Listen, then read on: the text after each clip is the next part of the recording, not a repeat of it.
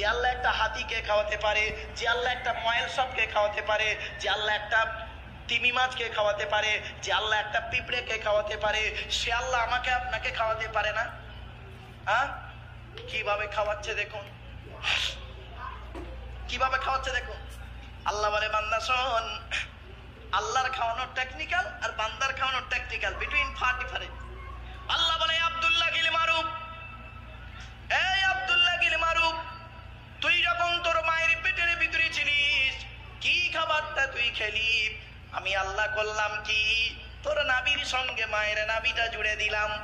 ইচ্ছা করলে মায়ের পেটের ভিতরে ওই পানিটাকে তোর মুখ দিয়ে খাওয়াতে পারতাম, কিন্তু না না না, ইন্নাল্লাহা ইউহিব্বুল মুতাতাহহিরিন, আমি আল্লাহ হলাম পবিত্র, তাই পবিত্রতাকে অত্যন্ত ভালোবাসি বলে মায়ের পেটের ভিতর থেকে তোদের প্রত্যেকের জবানগুলোকে পবিত্র করে পাঠিয়েছি একটাই কারণ, পৃথিবীর জমিনে এসে এই পবিত্র জবান দিয়ে আমি আল্লাহ আমাকে আল্লাহ আল্লাহ বলে ডাকবি। যে আল্লাহ আমার আপনার মায়ের পেটের ভিতর থেকে মুখটাকে পবিত্র করে পাঠালো, কি হিন্দুর বাচ্চা কি মুসলমানের বাচ্চা, কি দাড়িওয়ালা কি বেদাড়িওয়ালা, কি শিক্ষিত কি অশিক্ষিত, মায়ের পেটের ভিতর থেকে এসে দেখবেন পবিত্র জবানটা এনে এই নিচের জিনিসটা সবসময় মুখে লেগে আছে। বুঝতে পারেননি? নিচের জিনিসটা সবসময় মুখে লেগে আছে। আর কথায় কথায় একটা শব্দ বলে দেখবেন, পুরুষরা বলে বেশি, কথায় কথায় একটা শব্দ শুনবেন, শালা, কথায় কথায় শালা বলবে, দেখবেন কিরকম দেখুন, তুই কোথায় থাকিস বে শালা, মানুষ না শালা, অন্য কিছু শালা, পাগল কোথাকারে লেখাপড়া করে চাকরি পাবি, এ শালা বক্তা কি বলছে শালা বুঝতেই পারিনি, টান টন দেয়নি শালা, চল বাড়ি চলছে। এই তালবের সহায়কার লয়াকার শালা, দন্তের সহায়কার লয়াকার শালা, মধানোর সহায়কার লয়াকার শালা, কশালা হলো, সে বলে 3 শালা, তাহলে একটা শালা ধরি। তালবের সহায়কার লয়াকার শালা, এই শালা মানে স্ত্রীর ভাই শালা নয় বাবা, ওটা হলো শ্যালক থেকে শালা। তালবের সহায়কার লয়াকার শালা শব্দের সঙ্গে যদি কিছু জুড়ে দেওয়া হয়, মানে হয় কি শুনুন, পাঠশালা, কর্মশালা, ধর্মশালা। মাথায় কিছু ঢুকছে? এরপরে আল্লাহ বলে বান্দারে, এই পৃথিবীর জমিনে তোর বাপ তোর কি ভালোবাসে, তোর মা তোর কি ভালোবাসে, তোর বাপ আর মায়ের থেকে আমি আল্লাহ তোরে 1,00,000 গুণ বেশি ভালোবাসি। আচ্ছা আমি কি বললাম? বাম্মার থেকে 1,00,000 গুণ বেশি কে ভালোবাসে? হ্যাঁ, প্রমাণটা দেবো? ভাই দেবো কি বলুন না? আমার ওয়াজে সবসময় যুক্তিগুলো নেবেন, তাহলে বুঝতে পারবেন, নইলে বেকার হয়ে যাবে। এখন আমি যে ফট করে বলে ফেললাম যে বাম্মার থেকে আল্লাহ 1,00,000 গুণ বেশি ভালোবাসে, এটাকে আমার প্রমাণ দিতে হবে তো নাকি? শোনেন প্রমাণটা, ছোট্ট একটা উদাহরণ দিচ্ছি। আচ্ছা, আপনাদের গ্রামে এমন কোন বাপকে দেখেছেন, কি হিন্দু কি মুসলিম, স্ত্রীর পেটে বাচ্চা আছে, বাচ্চা 9 মাস হয়েছে, 10 মাসে বাচ্চা হয় তো 9 মাস পেটে বাচ্চা আছে, 1 মাস বাকি বাচ্চা হতে, কোন বাপকে দেখেছেন বাজার থেকে ল্যাকটোজিন 1, 2 দুধ কিনে ঘরে আগে সাজিয়ে রাখতে? বলুন বলুন, কারণটা কি? আরে বাচ্চা এখনো হয়নি তাই আনবে কি, তাই তো? আমার আল্লাহ কি বলছে শোনো, আল্লাহ বলে আব্দুল্লাহ গিল মারুফ, তুই যখন তোর মায়ের পেটের ভিতরে ছিলিস, তোর বাপের বিশ্বাসটাই ছিল না ছেলে হবে কি মরবে কি বাঁচবে, সেজন্য তোর বাপ তোর জন্য আগে থেকে দুধ কিনে ঘরে সাজিয়ে রাখেনি। আমি আল্লাহ তোর বাপের মতো ওই রকম ভালোবাসি না। আমি আল্লাহ জানতাম রে, তুই যখন তোর মায়ের পেটের ভিতরে ছিলিস, আমি আল্লাহ জানতাম রে 10 মাস 10 দিন পরে পৃথিবীর মুখ যখন দেখবি, তোর নাভির সঙ্গে মায়ের নাভিটা কেটে দেওয়া হবে, দুধের প্রয়োজন হবে। তাই আমি আল্লাহ করেছি কি, তুই যখন তোর মায়ের পেটের ভিতরে ছিলিস, তোর মায়ের শরীরের 80 ফোঁটা রক্তকে ফিল্টার করি তুই আসার আগেই তোর জন্য তোর মায়ের স্তনের ফোঁটাই দুধ আমি আল্লাহ আগেই পাঠিয়ে দিয়েছি। বন্ধুরে, মা কি জিনিস, বাপ কি জিনিস, জীবনে কোনোদিন বুড়ো বুড়ি বাম্মাকে কাঁদায় না। যাদের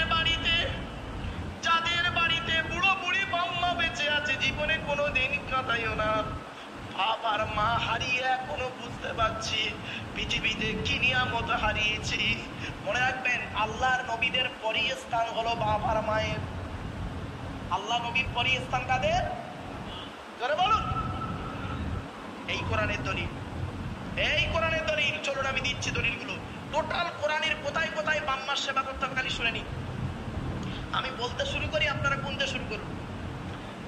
1 নম্বর পারার 11 নম্বর পৃষ্ঠা 12 নম্বর লাইন, সূরার নাম সূরা বাকারা, ওয়াবিল ওয়ালিদাইনি ইহসানা, বাম্মার সেবা যত্ন করো। 2 নম্বর পারার 12 নম্বর পৃষ্ঠা 13 নম্বর লাইন, সূরার নাম সূরা বাকারা, ইয়াসআলুনাকা মাযা ইউনফিকুন কুল মা আনফাকতুম মিন খায়রিন ফালিল ওয়ালিদাইনি ওয়াল আকরাবিন।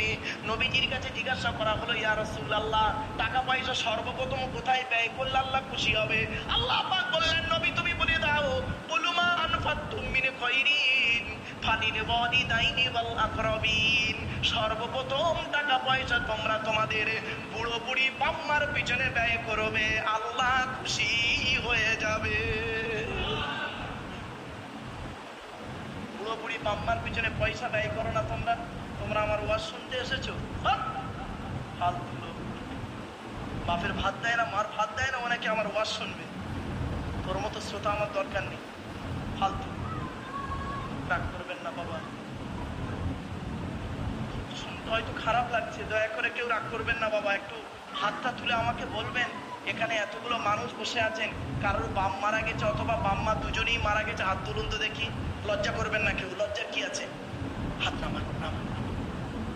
সত্যি আমিও আপনাদের মতো একজন পিতামাতা হারা সন্তান। 2019 সালে অক্টোবর মাসের 3 তারিখ শুক্রবার আমি আমার বাপকে হারিয়েছি। আর 2023 সালে জুন মাসের 28 তারিখ বগুড়া ঈদের দিন বৃহস্পতিবার বেলা 11:30টার সময় আমি আমার মাকে হারিয়েছি। এই পৃথিবীর আমি আমার বাপ আর মায়ের জানাজা আমিই পড়িয়েছি। মায়ের কবরে, বাপের কবরে আমিই নেমেছি, মাথার দিকে আমিই নেমেছিলাম। এই পৃথিবীর সব থেকে মরা মুখটা আমার বাম্মার। সর্বশেষ ব্যক্তি পৃথিবীর কোনো মানুষ যদি দেখে থাকে, সেটা হলাম আমি শেষ। আমার পরে আর পৃথিবীর কোনো মানুষ আমার মরা বাম্মার মুখ দেখেনি, কারণ আমি মাথার দিকে নেমেছি, পায়ের দিকে লোক উঠে পড়েছে। এবার আমি মাথাটা ঠিক করে শরীয়ত মোতাবেক দিয়ে আমি আবার উঠে পড়েছি। লাস্টবারে আমি আমার মাম্মার, মরা বাম্মার মুখ দেখেছি।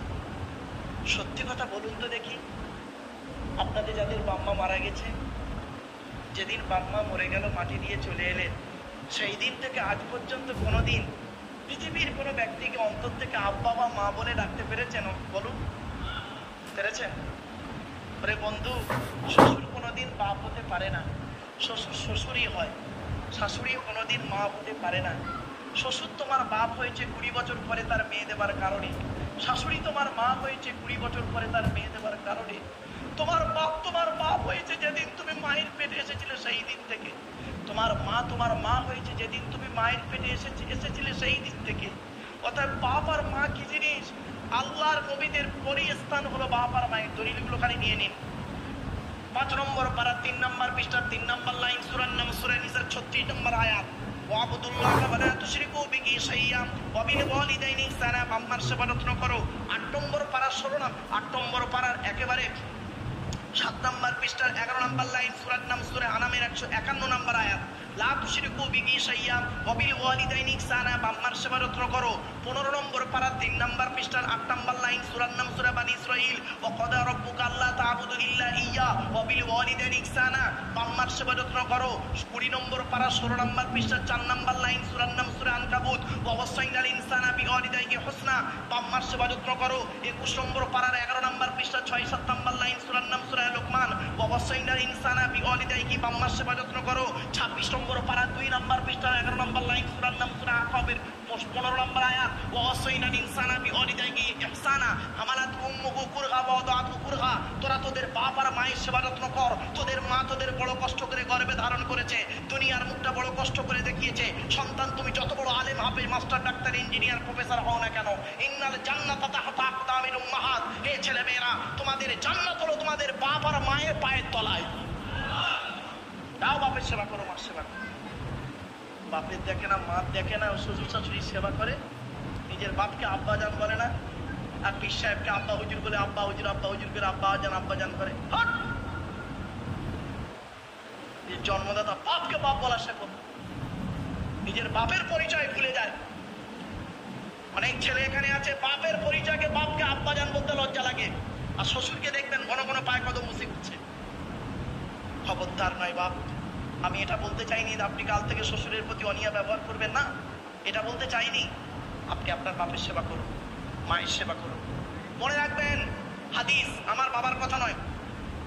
আন উমামা রাদিয়াল্লাহু তাআলা আনহু সুইলা নবী সাল্লাল্লাহু আলাইহি ওয়াসাল্লাম, নবীকে জিজ্ঞাসা করা হলো ইয়া রাসূলুল্লাহ বাম্মার প্রতি ছেলেমেয়ের দায়িত্ব কতটুকু বলুন। নবী বললেন হুমা জান্নাতুকা ওয়া নারুকা, তোমাদের বাপ আর মা হলো তোমাদের জন্য জাহান্নাম, তোমাদের বাপ আর মা হলো তোমাদের জন্য জান্নাত। জোরে বলুন।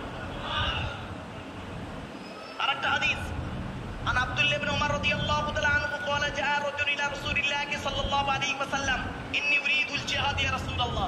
আল্লাহর নবীর কাছে একজন যুবক ছেলে এসে বলছেন হুজুর আমি যুদ্ধের ময়দানে শহীদ হতে চাই। নবীজি বললেন ক্বালা হাইয়ুন আবুয়াকা, তোমার বাম্মা জীবিত আছে?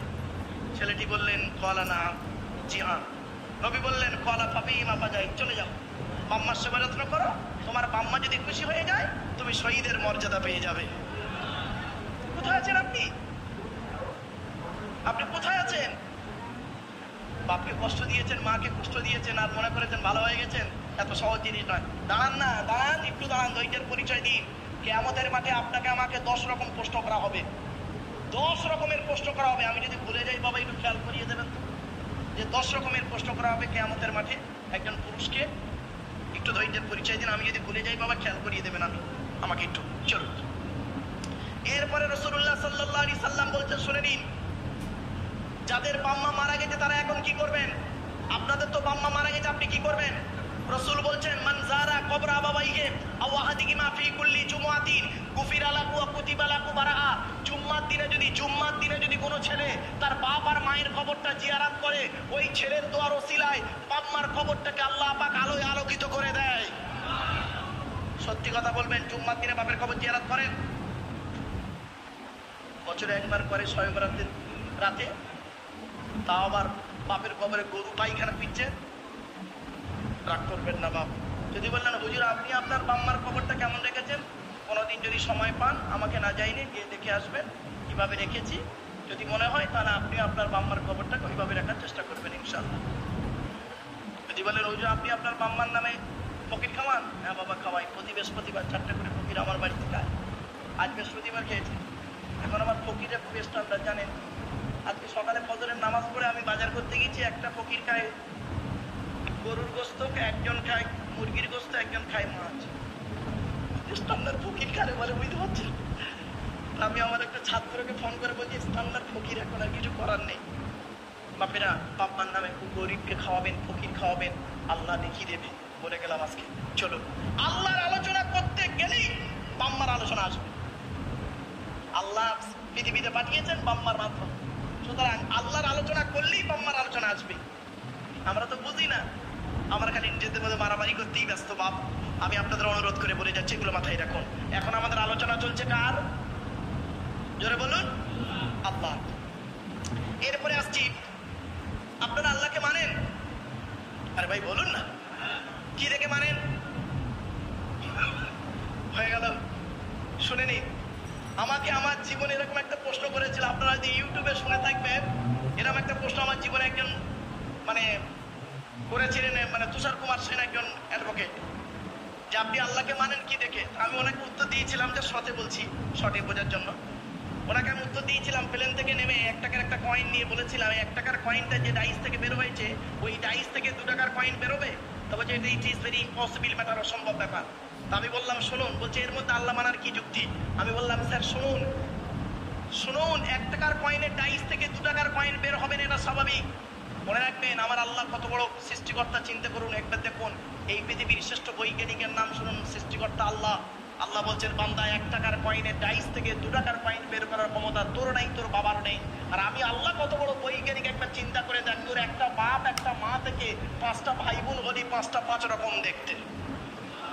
ومن آياته خلق السماوات والأرض واختلاف ألسنتكم وألوانكم। আল্লাহ পাক কোরআনে জানিয়ে দিলেন, ওরে দুনিয়ার মানুষ, শাহপুরের মানুষ, তোরা কেন আমাকে আল্লাহ বলে মানবি? তোরা কেন আমাকে মসজিদে এসে সেজদা দিবি? কেন তোরা সাজদা দিবি? একবার চিন্তা করে দেখ, তোদের মায়ের পেটের ভিতর থেকে তোদেরকে আমি আল্লাহ পৃথিবীর মুখ দেখিয়েছি কিভাবে, একবার লক্ষ্য করে দেখে। তোরা একটা মা একটা বাপ থেকে 5টা ভাই, কোনো বলি 5টা 5 রকম দেখতে, এইগুলো দেখ আর একবার আল্লাহ আল্লাহ বলে ডাক।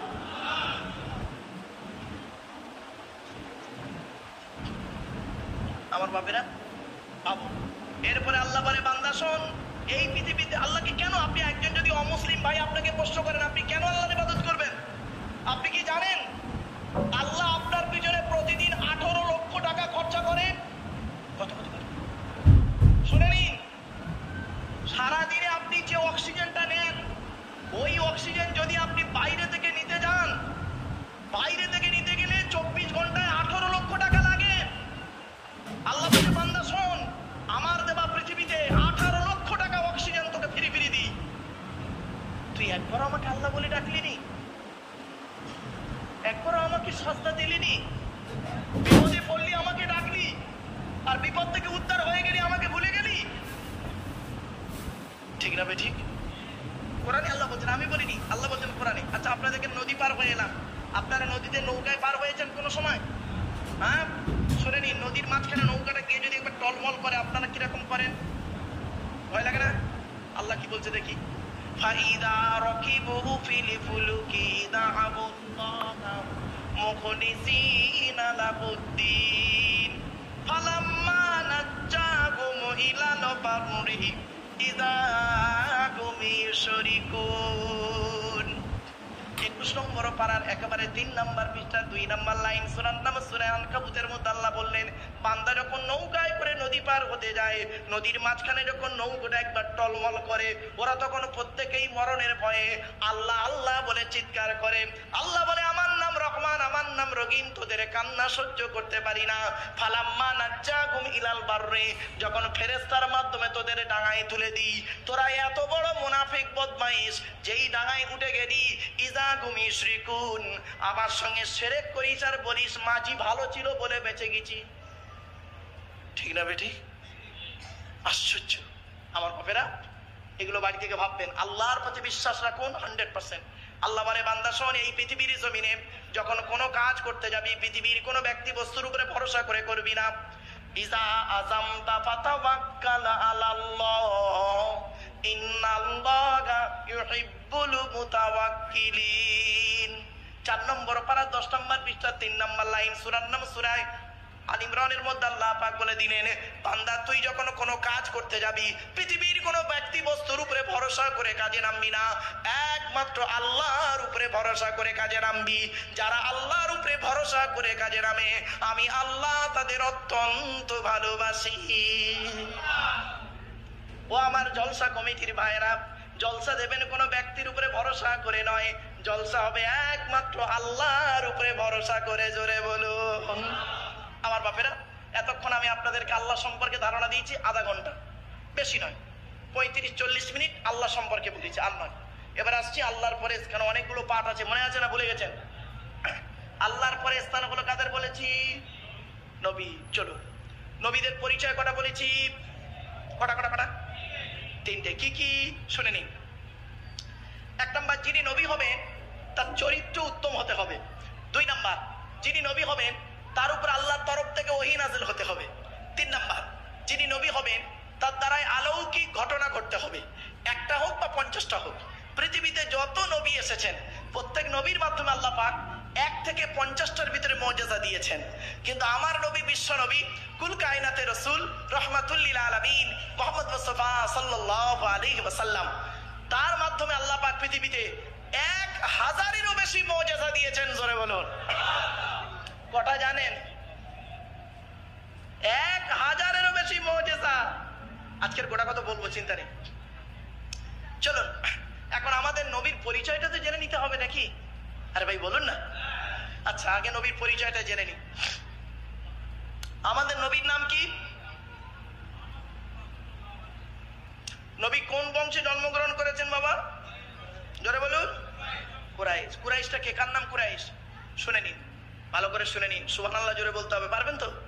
চলো, কোন বংশ বললেন? কুরাইশ।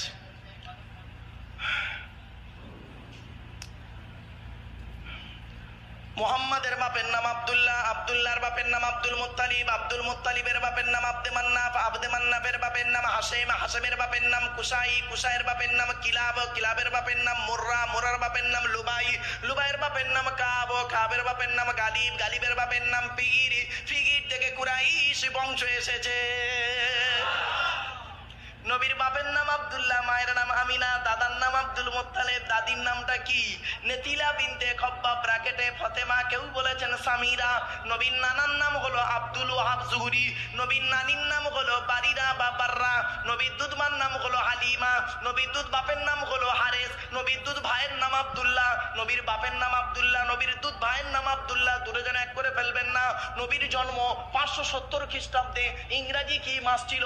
29শে আগস্ট, 29শে আগস্ট ইংরাজি মাস ছিল, 29শে আগস্ট 570 খ্রিস্টাব্দের 29শে আগস্ট আরবি মাস ছিল রবিউল আউয়াল মাস, 12 তারিখ, মতান্তরী 9 তারিখ, সোমবার শবে সাদেকের সময় আরবের মক্কা নগরী কুরাইশ বংশে নবীর জন্ম। নবীর বাপেরা হলো 10 ভাই, নবীর মায়েরা হলো 19 বোন। নবীর 9টা চাচা, 18টা খালা, 6টা ফুফু, 7টা ছেলে মেয়ে। আপনি তো নবীর কিছুই জানেন না। আমার বাপেরা নবী দিবস করছেন আর নবী সম্পর্কে জানবেন না, এটা তো খুব মানে ঠিক মানা যায় না। চলেন, নবীর কটা চাচা বললাম বাবা? 9টা চাচা, বাপেরা 10 ভাই। শোনেন কে কে। বড় চাচার নাম হারেস, কি বললাম? হারেস, জুবায়ের, মুকাইম, ফাইদাক, জাইদাক, আবুল আহাব, হামজা, আব্বাস, আবু তালেব। নবীর বাপ হলো আব্দুল্লাহ। নবীর 7টা ছেলে মেয়ে, 3টে পুত্র সন্তান, 4টে কন্যা সন্তান। 3টে পুত্র সন্তানের নাম কি? বড় ছেলেটার নাম হলো কাসেম, কি বললাম? তারপরের ছেলেটার নাম হলো তাহের বা তৈয়ব, কেউ বলেছে আব্দুল্লাহ। আর ছোট ছেলেটার নাম হলো ইব্রাহিম। 4টে কন্যা সন্তান, বড় মেয়েটার নাম হলো জাইনাব, রুকাইয়া, উম্মে কুলসুম। ছোট মেয়েটার নাম হলো ফতেমা, যার সঙ্গে নবীজি হযরত আলী রাদিয়াল্লাহু তাআলা আনহুর বিবাহ দিয়েছিলেন।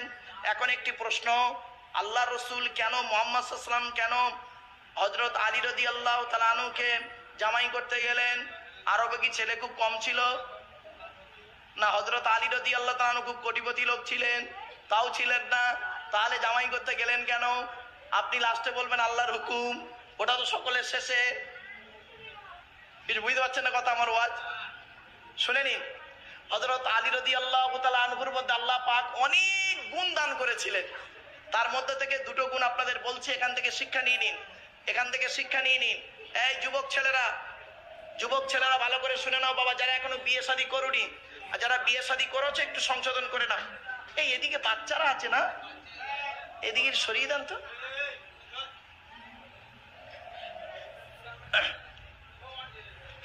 হ্যাঁ,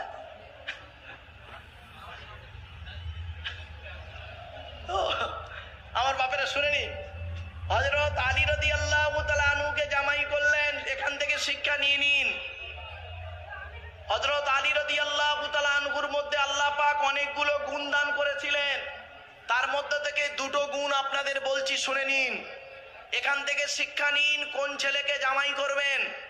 মা বোনেদের বলে যাচ্ছি, যাই তাই ছেলেকে জামাই করবেন না।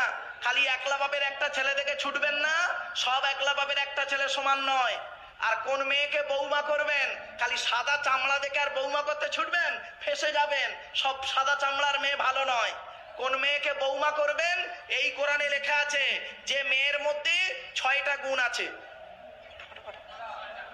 যে মেয়ের মধ্যে 6টা গুণ পাবে ওই মেয়েকে বৌমা করবেন।